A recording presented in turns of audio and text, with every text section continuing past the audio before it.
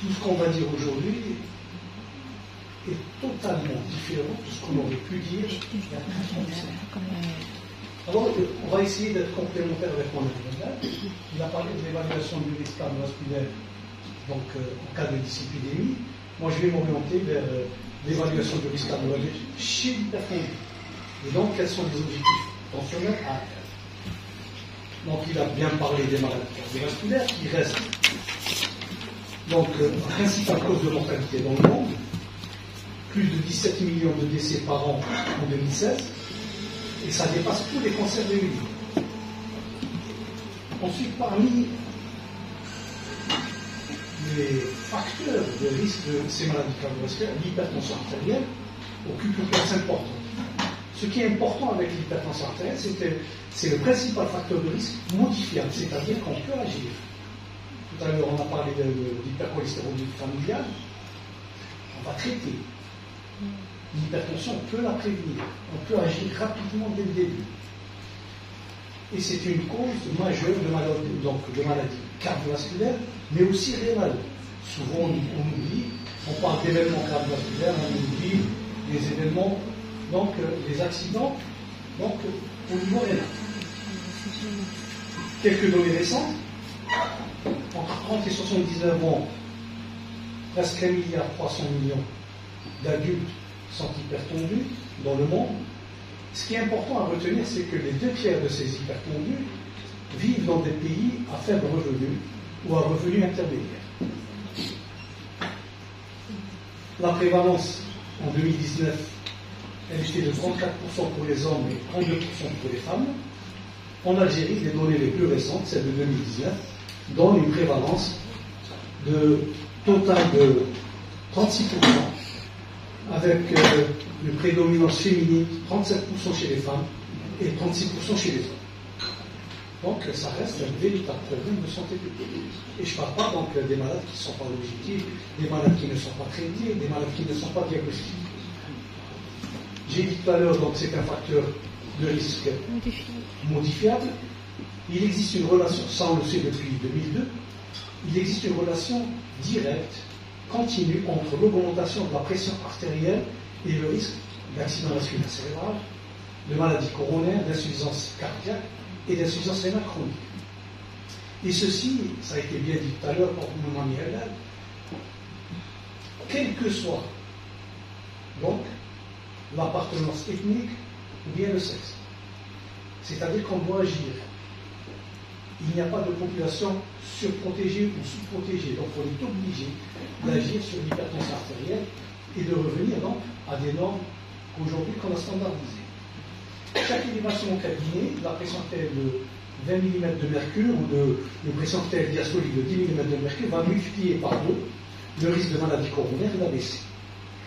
Et la pression artérielle systolique reste le meilleur prédicteur d'événements cardiovasculaires par rapport à la pression artérielle diastolique après l'âge de 50 ans. Il existe un risque accru d'événements cardiovasculaires pour les évaluations de pression artérielle systolique et de pression artérielle diastolique chez les sujets jeunes, des moins de 50 ans.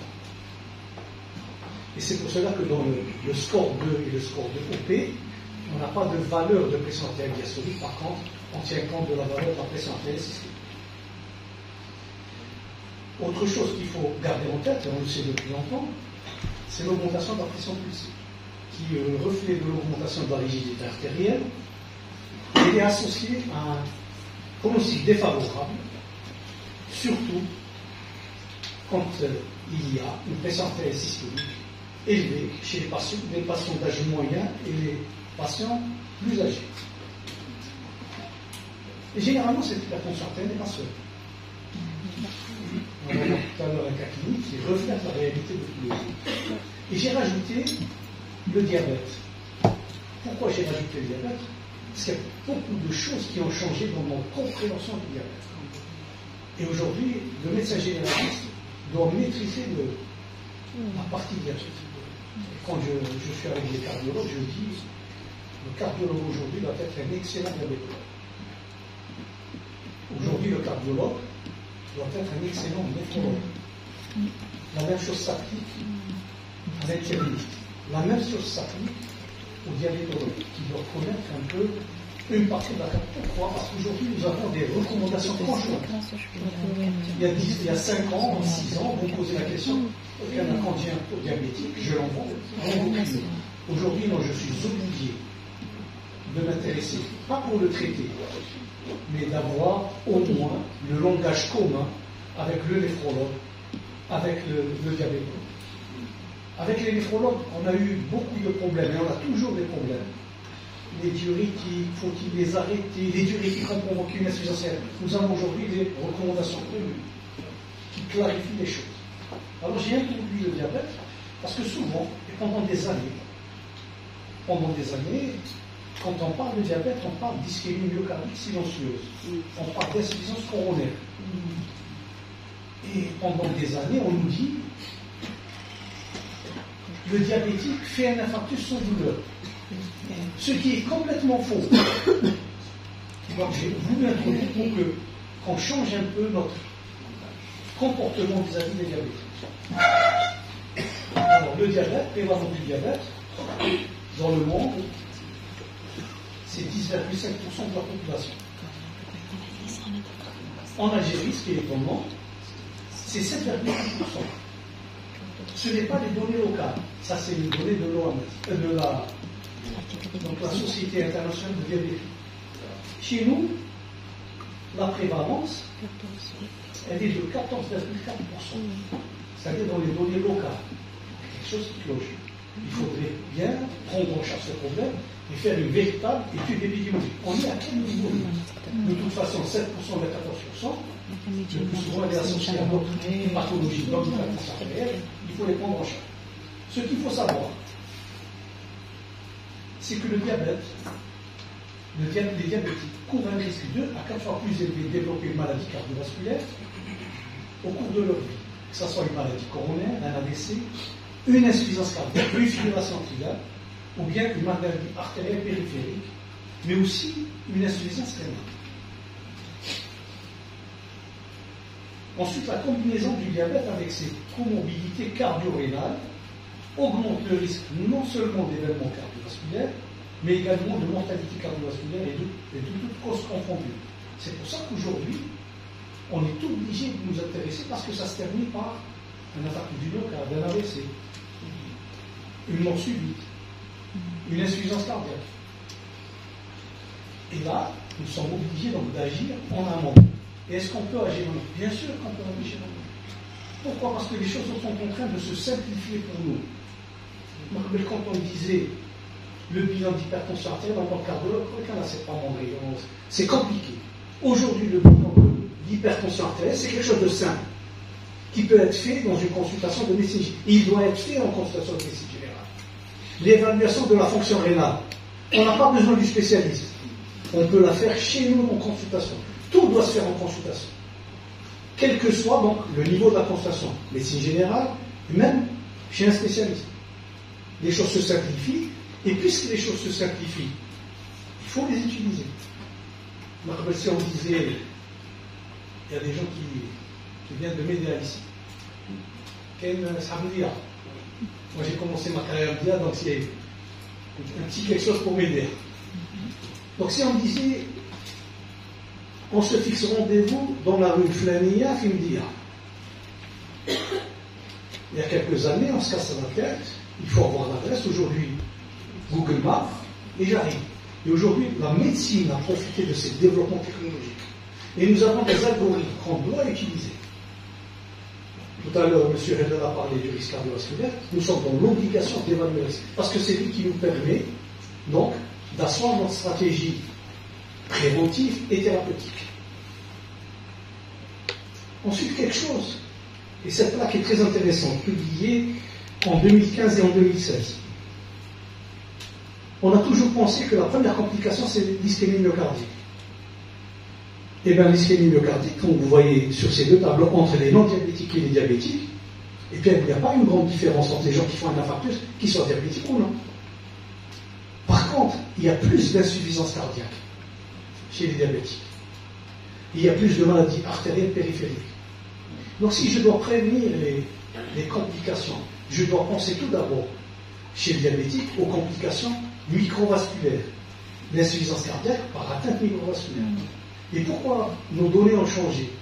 L'insuffisance cardiaque, c'est celui qui a des œdèmes inférieurs, qui a des signes cliniques.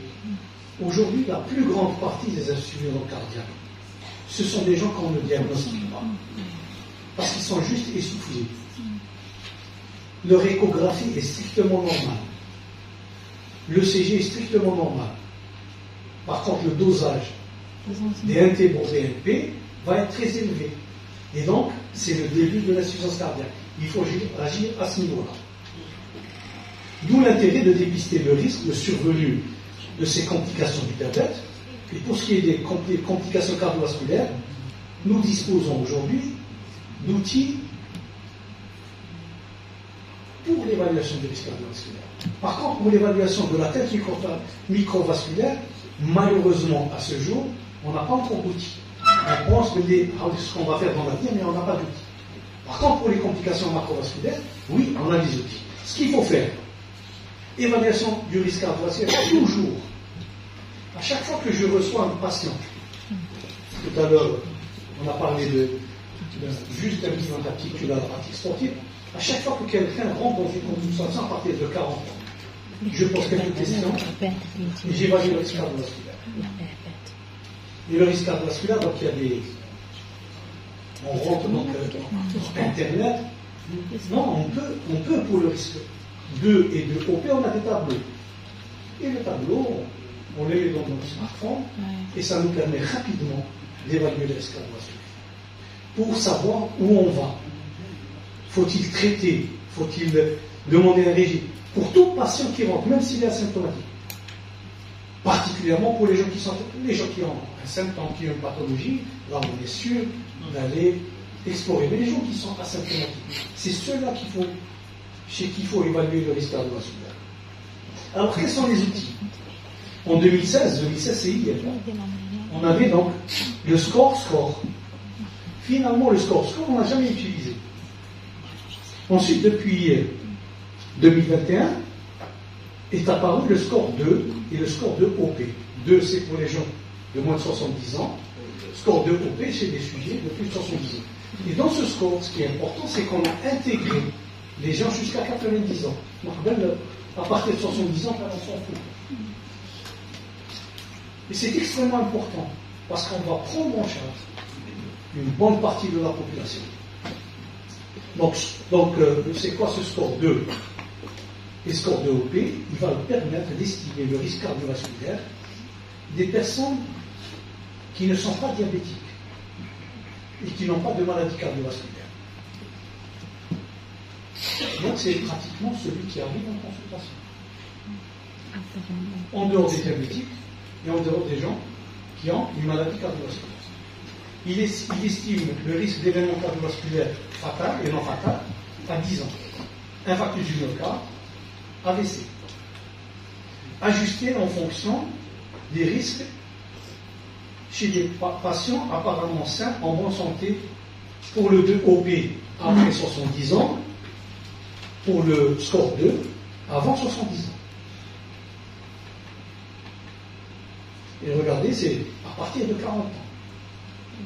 Nous devons le faire systématiquement. Ça prend combien de temps? Ça prend quelques minutes. Première question, est-ce que vous fumez?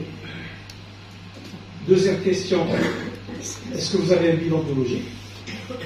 Cholestérol total moins cholestérol HDL, le non-HDL cholestérol. Niveau de pression artérielle systolique. Et ça nous permet d'évaluer le risque cardiovasculaire. Aujourd'hui, c'est le seul score d'évaluation du risque cardiovasculaire validé pour notre pratique quotidienne, quelle que soit la spécialité. Ce score DOP va être calibré en fonction de 4 groupes de pays. Des risques cardiovasculaires faibles, modérés, élevés et très élevés. Et ici, il y a une incompréhension. Et souvent, on entend nos confrères dire voilà, on a fait un risque cardiovasculaire très élevé. Le risque cardiovasculaire très élevé parce que c'est à partir des données de la mortalité établies par l'OMS.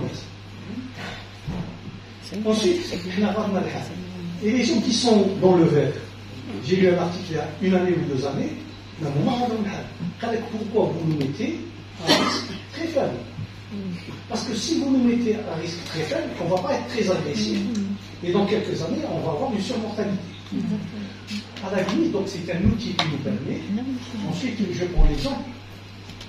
On est pratiquement au même niveau que tous les pays de l'Afrique du Nord, l'Europe de l'Est, une bonne partie de l'Asie, surtout dans les pays où il y a une grande superficie, une faible densité. On discutait un jour avec un chef de service, et j'ai posé la question, chef de service de Lausanne, d'une ville suisse. Chez eux, un syndrome coronaire aigu, il rentre en salle de caté dans la demi-heure ou l'heure qui suit. C'est un petit pays où il y a suffisamment de sang parce qu'il y a une concentration importante. Et celui qui fait un syndrome coronaire aigu à Djelfa, il ne vivra jamais, mais chez Djelfa. À Zeralda, mais chez et ça sur les données de la mortalité, surtout la mortalité d'origine cardiovasculaire. Donc nous sommes dans le rouge, là ça ne me dérange pas. C'est la vérité. Et regardez ici.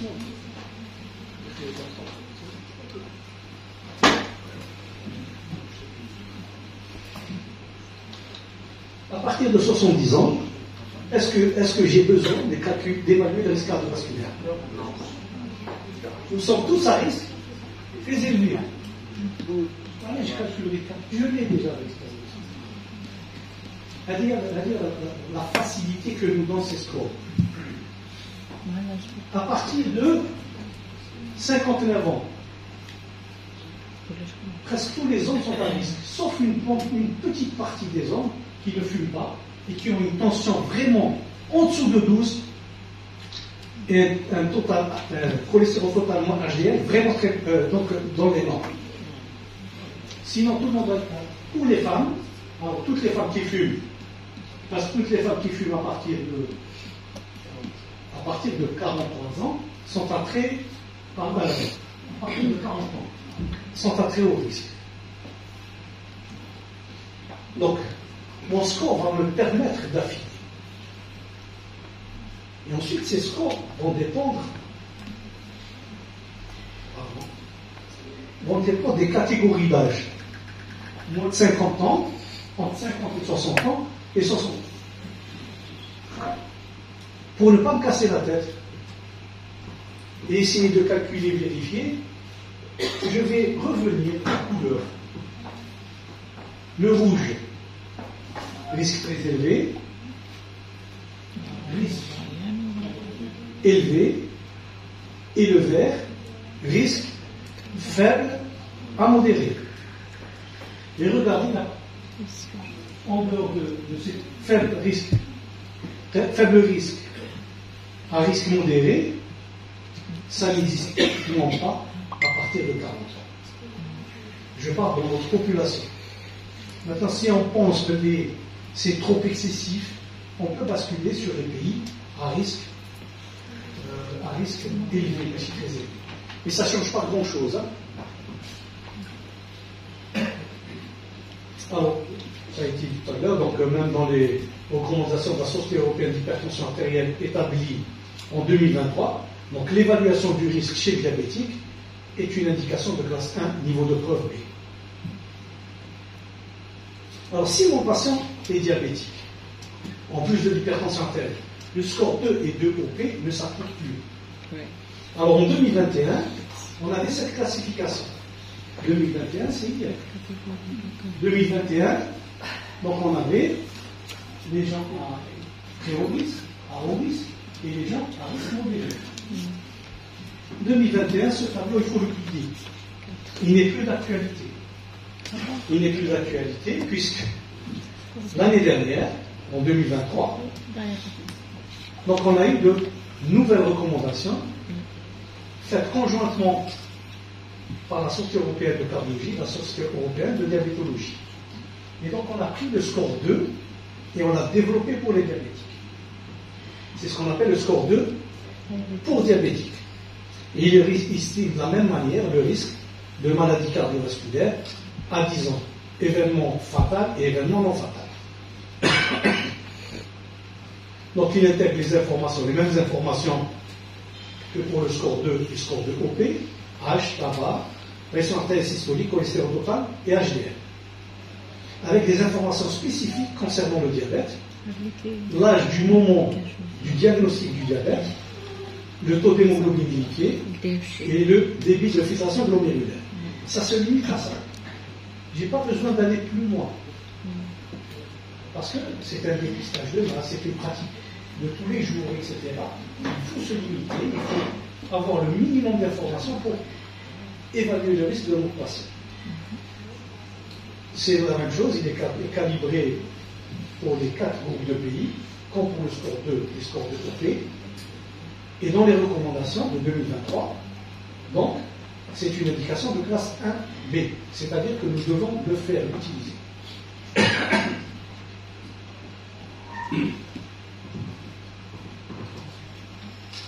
Mais ce score 2 pour diabète est utilisé uniquement pour les gens qui n'ont pas d'atteinte d'organes cibles. Ça se complique maintenant. Et un diabétique, il peut avoir une atteinte d'organes cibles. Alors l'atteinte d'organes cibles, c'était quoi? C'était faire une multitude d'examens pour essayer de voir s'il n'y a pas une atteinte d'organes cibles. Aujourd'hui, depuis donc une année, les choses se sont simplifiées. L'atteinte d'organes cibles se limite à 2 choses qu'on peut faire dans n'importe quelle consultation. À l'estimation du débit de filtration glomérulaire, idéalement par la méthode CKD-EPI, et à l'évaluation du rapport albuminurie sur créatinurie sur un spot urinaire. Et à partir de là, vous devez avoir ce tableau sous les yeux pour classer votre dossier. Vous n'avez pas besoin de demander un avis.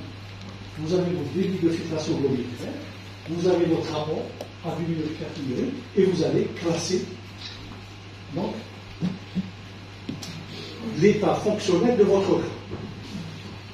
Alors, comment on définit une atteinte d'organe cible sévère pour qu'on puisse, s'il n'y a pas d'atteinte d'organe cible sévère, on utilise le score 2 pour diabétique.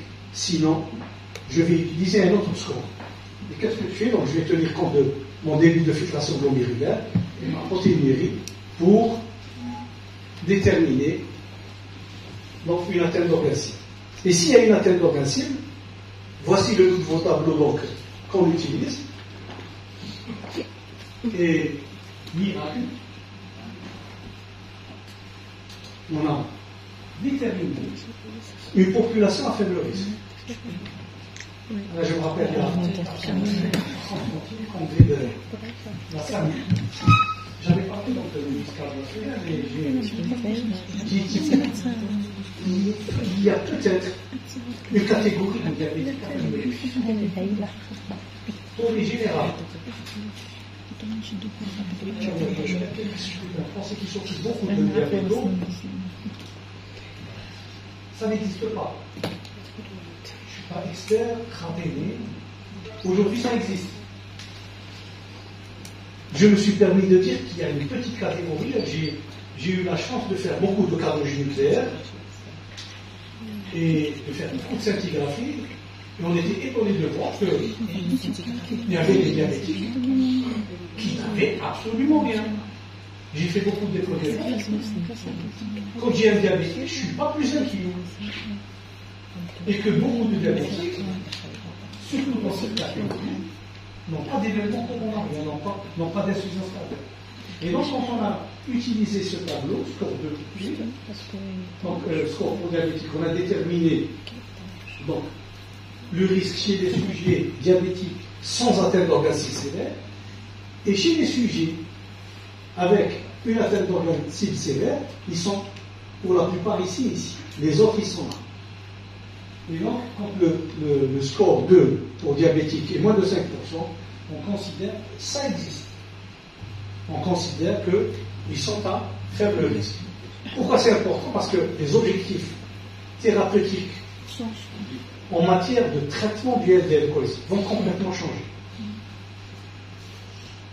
Ensuite, moi c'est un tableau, j'arrive pas à trouver sa place. Hein.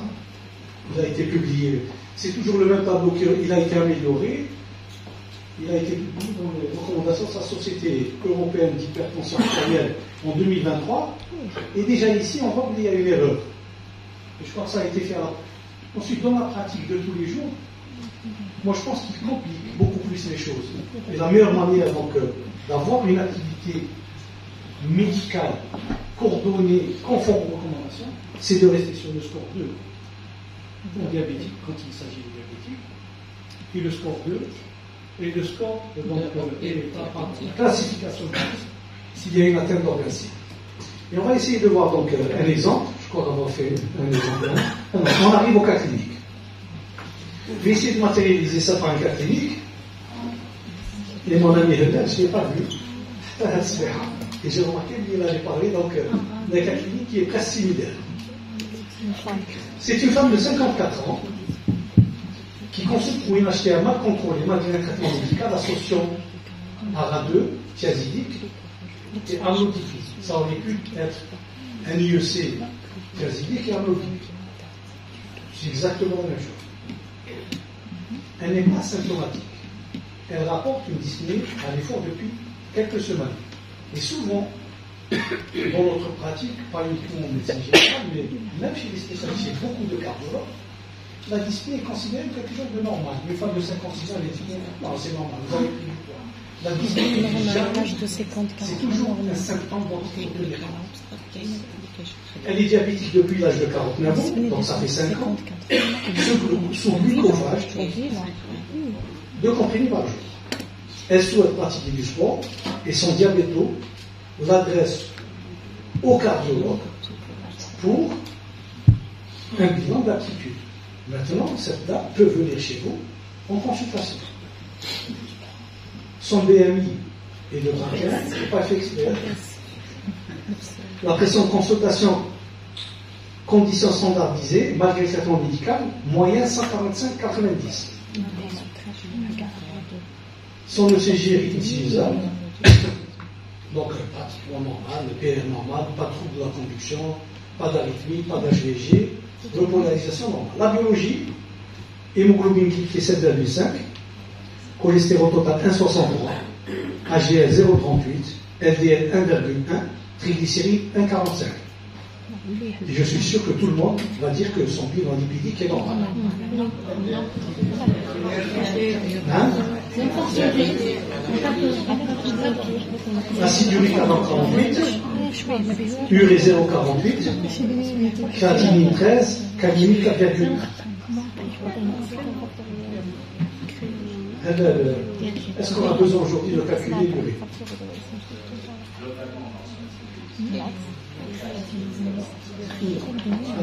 Sur ce que j'ai compris, c'est un examen qui devient inutile. L'échographie cardiaque, puisqu'elle a bénéficié d'une échographie cardiaque, l'insuffisance suprale minime, généralement elle est physiologique, l'OG n'est pas dilaté, donc l'étude de la fonction diastolique est normale, le ventricule gauche n'est pas dilaté, la fonction d'éjection est strictement normale. Donc c'est un écho qui est normal. La question qui va être posée, est-ce qu'on va l'autoriser à faire du sport? Est-ce qu'on va, ou bien on va compléter par d'autres examens? Est-ce qu'il y a d'autres examens à demander, la biologie? Est-ce qu'il faut demander un écho des transfusions aortiques? Est-ce qu'il faut faire l'épaisseur intima média? IPS ventricule, MAPA on mesure, score classique à la mode actuellement, et col des fesses. Et je suis sûr que c'est perdu. Parce que même les cardiologues, on est perdu.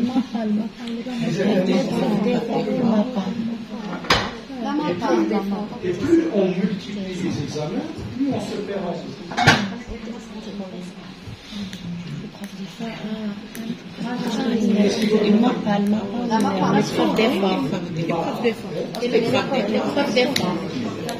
On va voir étape par étape. Par rapport à ce qu'on vient de dire. Il y a des choses qui vont, dont on a besoin de la biologie. Quelles sont les modalités de prise en charge globale de la patiente? Est-ce qu'on va traiter et comment traiter? Et est-ce qu'elle est apte au sport? Donc le bilan complémentaire initial, ce qui me manquait, c'était le débit de filtration plus le rapport à albuminurie, créatinurie. Et comme elle est dyspnéique, j'ai demandé un intégro BNP pour vérifier, et on a dit tout à l'heure, l'une des premières complications microvasculaires du diabète est l'insuffisance cardiaque. L'insuffisance cardiaque à fraction d'éjection préservée, c'est-à-dire avec une échographie strictement normale. Donc j'ai mon débit de filtration glomérulaire, j'ai mon rapport albuminurie, créatinurie, et donc 47 et 88. Et donc elle est là, en patiente. Elle est à ce niveau-là, donc je suis dans une atteinte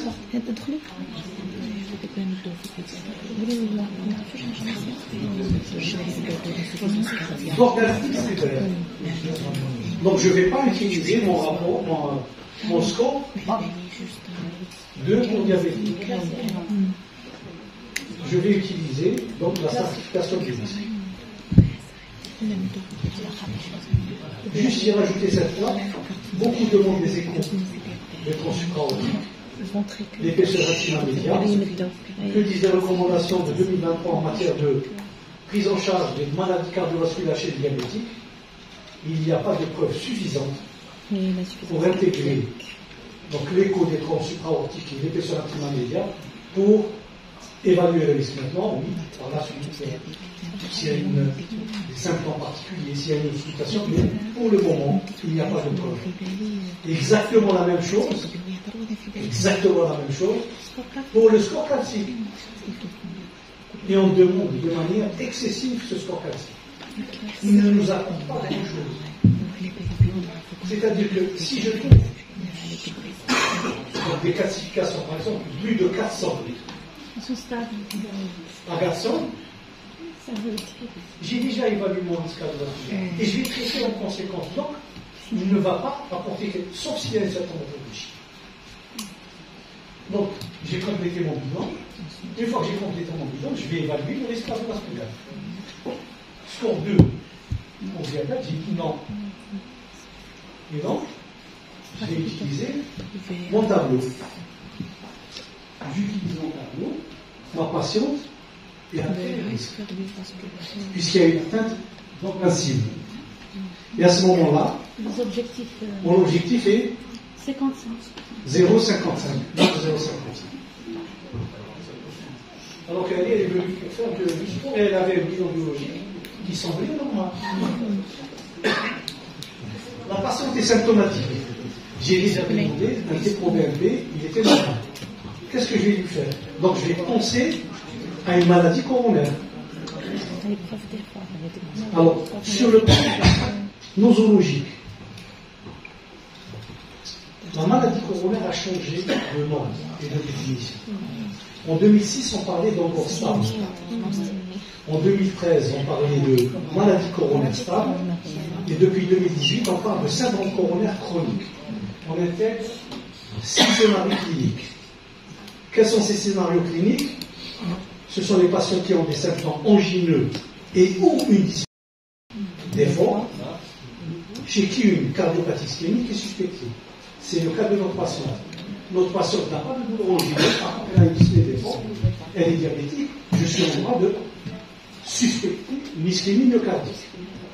Les autres, ce sont les gens qui sont en insuffisance cardiaque, chez qui on suspecte une maladie coronaire, les gens qui ont été revascularisés, soit par angioplastie, soit par pontage durant la première année et au-delà de la première année, les gens chez qui on suspecte une atteinte de la microcirculation ou bien une atteinte donc vasospastique, et les gens qui sont asymptomatiques, chez qui une ischémie myocardique a été dépistée.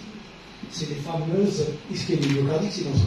Voici le terme, ce que regroupe aujourd'hui le terme de syndrome coronaire chronique. Alors les Américains, une année plus tard ou 2 années plus tard, n'utilisent pas le terme de syndrome coronaire chronique, ils utilisent le terme de maladie coronaire chronique. Alors, les termes sont très importants.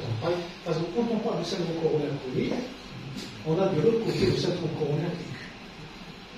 Donc la maladie coronaire aujourd'hui, elle se divise en deux catégories, syndrome coronaire chronique, syndrome coronaire aigu. Et ça nous permet d'avoir des stratégies bien codifiées. L'approche diagnostique, elle se fait toujours par étapes. Alors, première étape. Ma patiente a une dyspnée. Il faut que j'évalue sa probabilité pré-test de maladie coronaire. Quelle est la probabilité que ma patiente présente une insuffisance coronaire?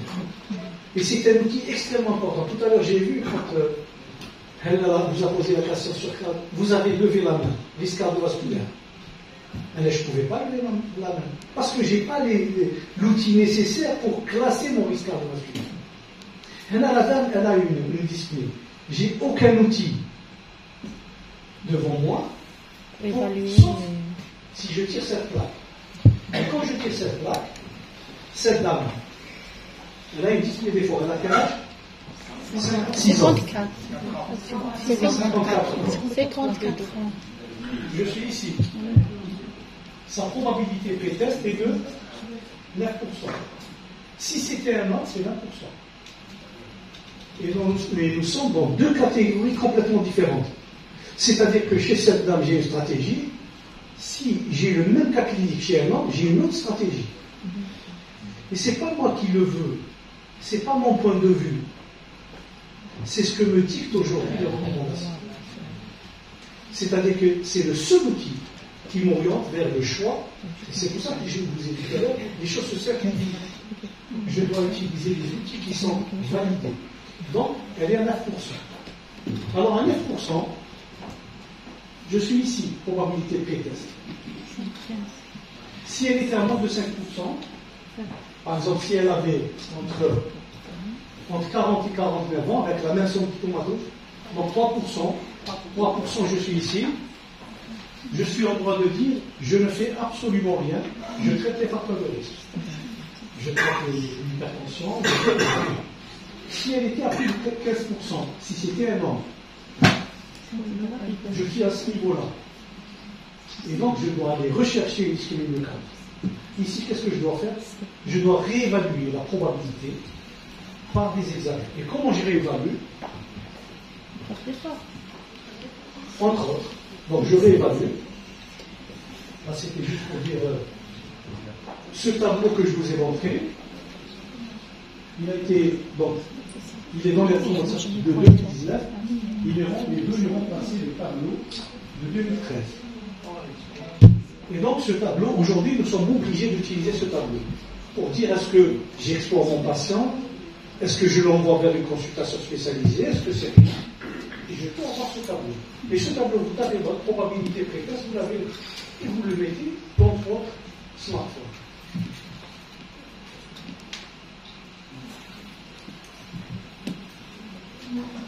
Donc si la probabilité pré-test est supérieure à 15%, le meilleur examen, c'est de rechercher une ischémie myocardique par un test d'imagerie. C'est quoi un test d'imagerie? C'est soit une scintigraphie myocardique, soit un écho de stress, soit un coroscanner. Implication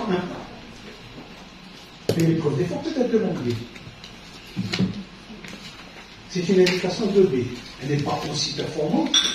Alors, les Européens, dans leurs documents, ils disent l'épreuve d'effort est faite en cas d'indisponibilité et s'il n'y a pas d'expertise locale. Et donc, souvent, en Algérie, il y a des endroits où il n'y a pas d'examen et il n'y a pas d'expertise locale. Et vous avez par exemple un bon laboratoire d'épreuve d'effort, soit à l'hôpital, soit en privé. Je commence par une épreuve d'effort, même si je suis dans une indication de B. Et c'est une indication de B. À la limite, on va s'occuper, si on est entre 5 et 15%, c'est le cas de notre patient, je dois réévaluer, c'est ce que disent les recommandations de 2019, je dois réévaluer la probabilité pré-test. Si j'ai des facteurs de risque de maladie cardiovasculaire, dyslipidémie, diabète, hypertension, etc., ça peut me pousser vers une probabilité plus élevée. S'il y a une dysfonction léger, si mon épreuve d'effort est anormale, si mon score calcique est anormal. Si par contre mon épreuve d'effort est normale ou bien mon score calcique est à 0, je bascule vers la faible probabilité. Chez cette dame, je vais faire une épreuve d'effort. Je préfère faire une épreuve d'effort qui va me permettre d'évaluer plusieurs choses. Elle va me permettre d'évaluer la capacité physique. Et la capacité physique est le facteur prédictif, l'unique facteur prédictif indépendant de mortalité cardiaque et de mortalité globale. Je répète, l'unique. Là, quand on parle, la fraction d'éjection, elle est basse. La fraction d'éjection n'est pas un facteur prédictif indépendant. Elle dépend de ce qu'il y a. Je prends un exemple. Là. Si vous avez par exemple, si c'est une patiente de 56 ans, elle fait une épreuve d'effort, elle fait 10 minutes sur le tas, selon un protocole standardisé, le protocole de Bruce par exemple. Si elle fait 10 minutes, alors qu'elle est diabétique, si je prends une femme du même âge, qui n'est pas diabétique, qui n'a pas d'hypertension artérielle, si elle fait 30 minutes, statistiquement, celle qui n'a aucune pathologie, c'est celle qui va mourir du cœur ou bien d'une autre pathologie que celle qui est diabétique. Et donc la capacité physique est un élément extrêmement important. Malheureusement, on ne la recherche pas. Et seule l'épreuve d'effort peut nous donner une évaluation. Donc premièrement, évaluation de la capacité physique. Deuxièmement, ça permet de voir s'il n'y a pas d'arythmie. Ça me donne une idée. Le profil de tension vers la défaut. Et ça me permet aussi de rechercher s'il y a des modifications électriques, s'il n'y a pas de douleur.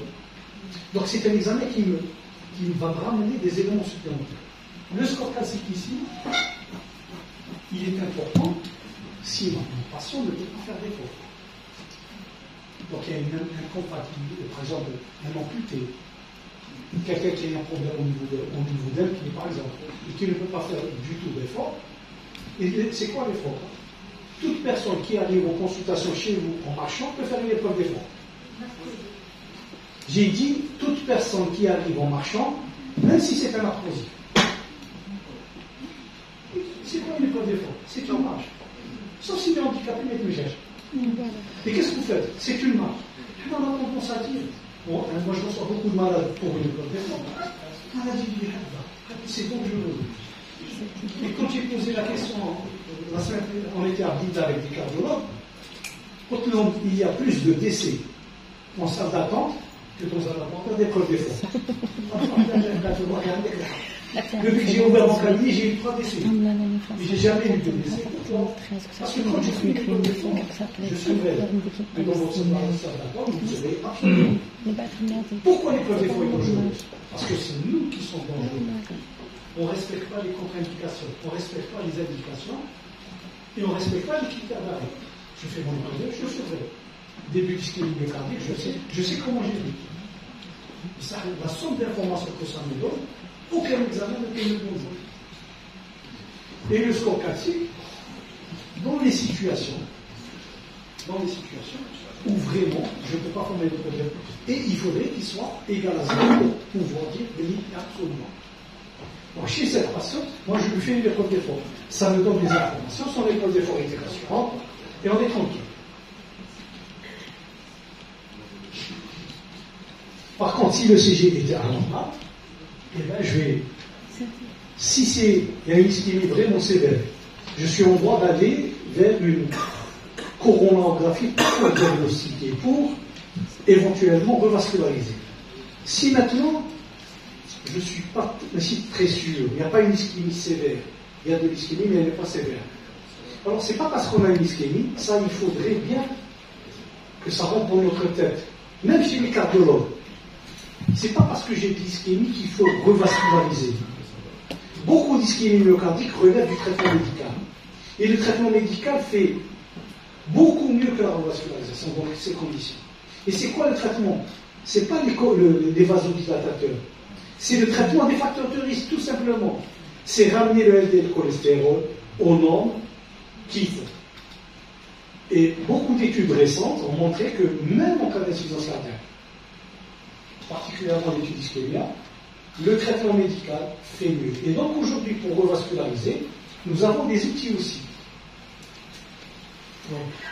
Alors, choix de l'examen complémentaire. Donc, on est entre l'épreuve d'effort et l'âme. Je vous ai dit pourquoi. Donc, on a choisi l'épreuve d'effort. Ça, c'est les publications, très bien. Probabilité pré-test. Une fois que j'ai terminé mon épreuve d'effort.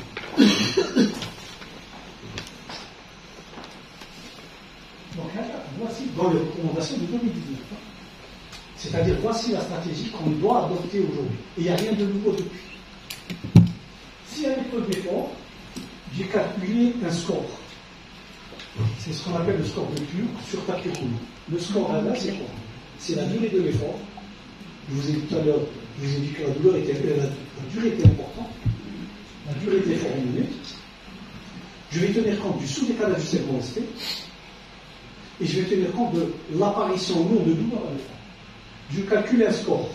Vous pouvez le noter, hein. Durk limit score. Vous tapez franchement, vous avez une application. Et vous pouvez, si vous avez des éléments, rapidement ça vous donne un petit chantage. Si le risque de mortalité cardiovasculaire est supérieur à 30% par an, là, vous êtes dans le haut risque. Et nous sommes tout à fait en droit d'aller demander une coronographie en vue d'une revascularisation. Je ne sais pas au diagnostic. On ne fait plus de coronographie pour diagnostiquer. Et on est au même niveau. Si on demande par exemple une scintigraphie, il faudrait que la surface ischémique dépasse 10%. Si elle est à 9%, je ne demande pas coronographie. Alors qu'il y a de l'ischémie myocardique.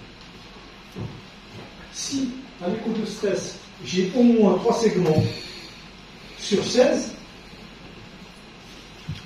donc avec une dyskinésie, une hypokinésie, donc c'est une indication de la revascularisation. La même chose pour l'IRM, mais c'est au moins 2 segments. Pour mon scanner, si j'ai une atteinte, donc tritronculaire avec des atteintes proximales, je suis en droit d'aller directement vers une coronale. Sinon, je rebascule vers la scintigraphie. Si mon score n'est pas en faveur d'un niveau très élevé, je rebascule vers une scintigraphie pour un écho de 7 ou de IRM. Et si jamais, par exemple, le malade arrive et qu'il n'a pas une bonne évaluation, il arrive directement pour coronographie, je n'ai pas le droit de revasculariser si je n'ai pas ces éléments, si je ne fais pas une FFR ou une IFR. Ça coûte excessivement cher, pratiquement on l'a fait pendant entier. Donc, dans notre stratégie, nous devons respecter, pour éviter à ce qu'on mette des stents à des gens qui ne méritent pas d'être stentés, d'envoyer des gens à un pontage à des gens qui ne méritent pas d'être. C'est pas parce qu'on a une insuffisance coronaire qu'il faut revasculariser. Et un diabétique qui n'a pas mal, on ne cherche pas chez lui une ischémie myocardique, c'est pas parce que ses coronaires sont saines. Ces coronaires peuvent être malades, mais ça ne sert absolument à rien. Le fait de traiter les facteurs de risque, on va réduire le risque d'événement cardiovasculaire. Et je répète, hein, c'est pas le traitement de l'ischémie myocardique, ça n'existe pas. C'est le traitement préventif des événements coronariens qui est important. Quand on est en prévention secondaire, c'est l'aspirine. Pour être à l'objectif du LDL, c'est les statines, éventuellement une association avec les équilibres. C'est le traitement, c'est faire chuter la pression artérielle. Donc, selon les cibles aujourd'hui standardisées, qui sont presque les mêmes pour toutes les catégories de maladies. Et c'est une hémoglobine cliquée obligatoirement à moins de 7%. Si on est dans cette situation, soyez tranquille, votre malade ne fera presque jamais d'événement coronarien. Vous êtes en train de le protéger. Maintenant, quelqu'un qui se plaint, qui a une douleur à l'effort, faites une ischémie myocardique, elle est sévère. Si vous faites une scintigraphie, ça dépasse 10%. L'IRM, ça dépasse 3 segments. Il faut aller vers la revascularisation. Et dans l'avenir, je pense que le nombre de malades revascularisés va diminuer de plus en plus. Et voici comment on calcule le score de Durk. Donc, c'est la durée. Et donc, voici à peu près, quand il est supérieur ou égal à 5, le risque est faible. Entre moins 10 et 4, il est intermédiaire. Moins 11, il est haut. Ici, j'ai le droit d'aller directement. Je dois aller directement à la chorégraphie en vue de mon affaire. Ici, je suis tranquille. Ici, il faut compléter. Et le problème de l'école des forts, toutes les équipes, cette partie de l'école des forts est importante. Et c'est parce qu'elle est importante, moi je pense que le ce soir, on gagne beaucoup plus.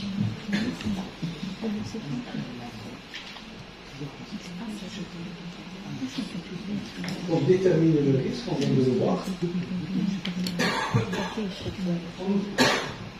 On dit toujours l'école des forts est tellement l'examen pour la femme.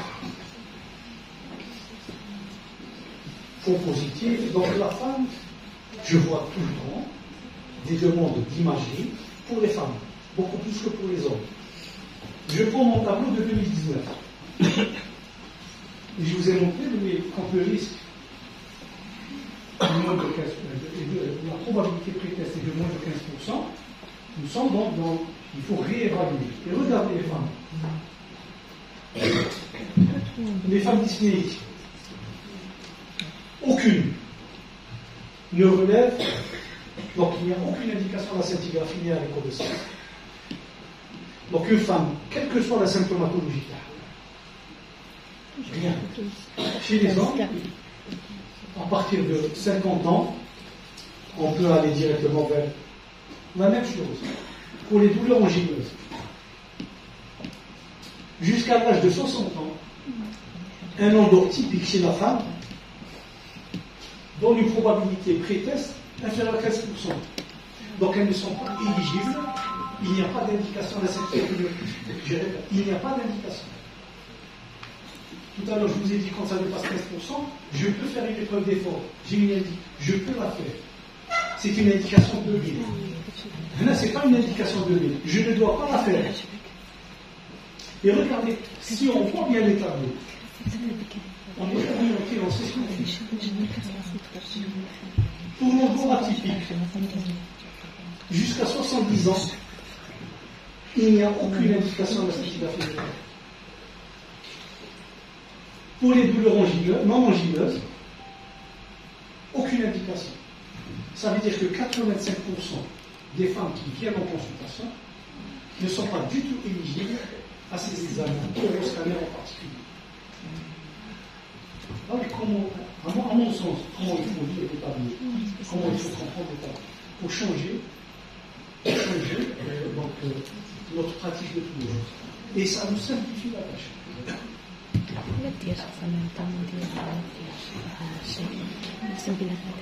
Alors, comment traiter? La patiente avait une tension artérielle qui n'était pas l'objectif. L'objectif, c'est d'être au moins inférieur à 14,9. Idéalement, inférieur à 13,8.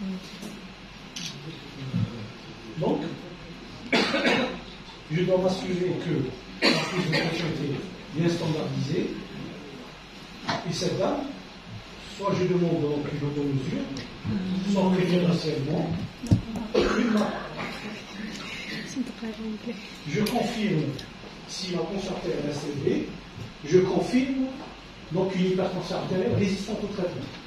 Parce que je suis dans une trithérapie à dose maximale. Mais il faut que je m'assure qu'il n'y a pas de médicaments qu'elle prend des anti-inflammatoires. La liste est longue et vous devez connaître cette liste. Donc ça qu'on suit. Mais je dois aussi vérifier s'il n'y a pas un médicament qui est interféré. Et à ce moment-là, donc je confirme.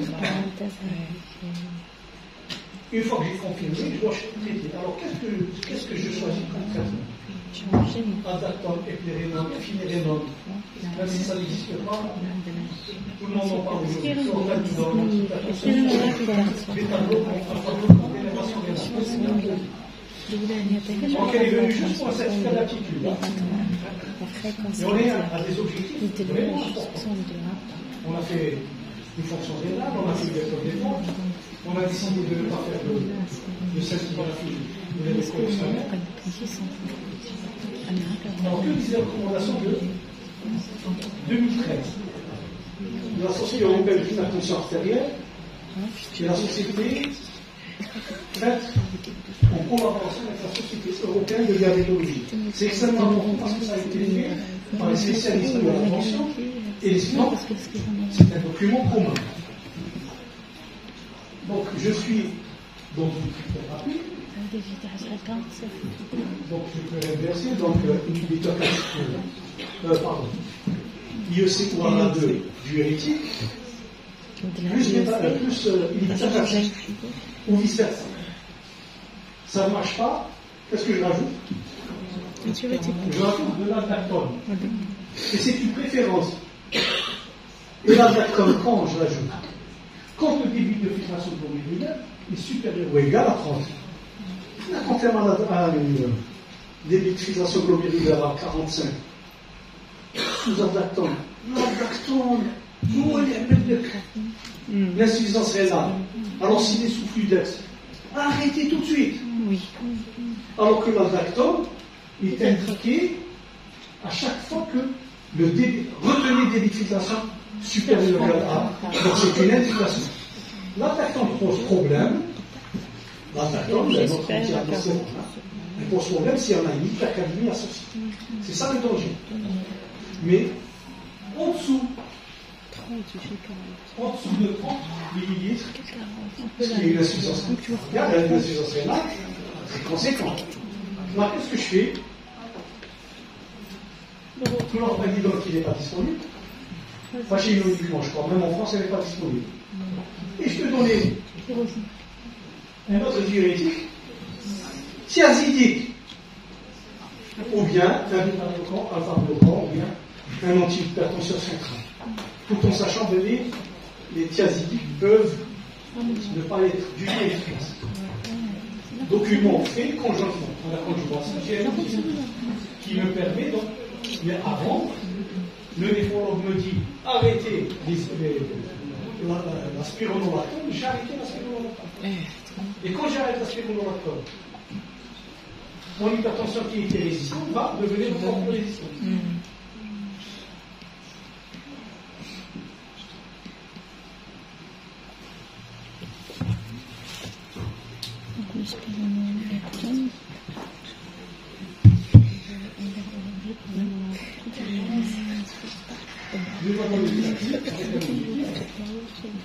Le moins 0,55, on était à 1,1. 1,1, personnellement, je commence pas par les faibles doses. Parce que je sais qu'avec les faibles doses, je vais diminuer peut-être de 25% par plus. Au moins une dose modérée pour arriver rapidement à moins de 0,50. À moins de 0,40.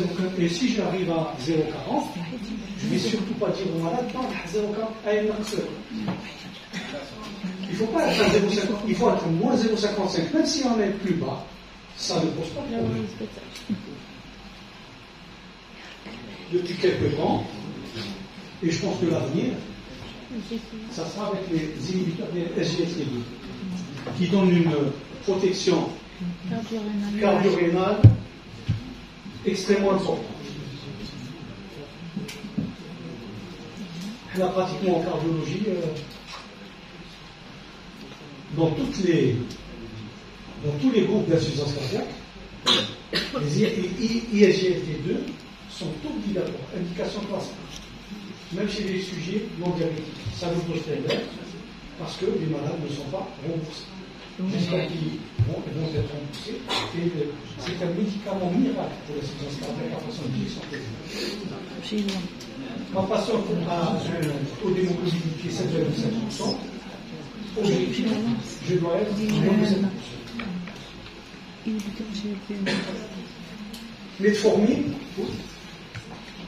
elle est sous metformine. On a vu tout à l'heure un risque plus élevé. 7,5. Pensez peut-être en avenir à switch. Il n'y a pas de maladie cardiovasculaire, elle est ici. Nous sommes dans une indication classe. Donc l'association dans une indication classe de